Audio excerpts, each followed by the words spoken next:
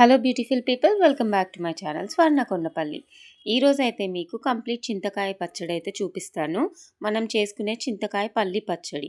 ముందుగా చింతకాయలను కడిగి నీట్గా తుడిచిపెట్టుకొని రాక్ సాల్ట్, పసుపు కొంచెం కొంచెం వేసుకుంటూ చింతకాయలను దంచుకోవాలి. వీలైనంత వరకు చింతగింజలను తీసేసి ఆ చింతకాయ పేస్ట్ని ఒక బాక్స్లో తీసి పెట్టుకోవాలి. 2 డేస్ తర్వాత ఒకసారి మొత్తం మళ్ళీ కలుపుకొని మళ్ళీ దాన్ని సెట్ చేసి పక్కన పెట్టేసుకోవాలి. ఇక 4th డే కచ్చా పచ్చాగా దంచిపెట్టుకున్న చింతకాయని మొత్తం మనం మెత్తగా రుబ్బుకోవాలి ఇలా.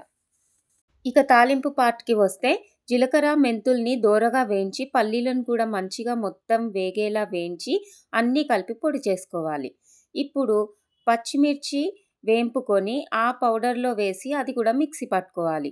దాంట్లోనే చింతకాయ పేస్ట్ వేసుకొని ఒక్కసారి మిక్సీ వేసుకుంటే మంచిగా మొత్తం కలిసిపోతుంది.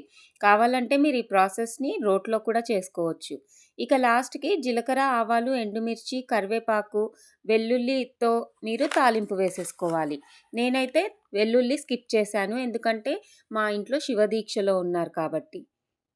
ఇప్పుడు అన్నీ కలిపి మిక్సీ పట్టుకున్న పేస్ట్ని తాలింపు గిన్నెలోకి వేసేసి మంచిగా కలుపుకోవాలి.